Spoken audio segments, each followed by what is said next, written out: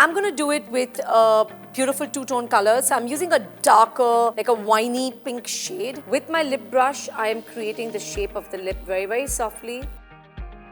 Now I'm going to go in with a slightly more brighter pink right in the center where I have not applied any of my darker wine shade.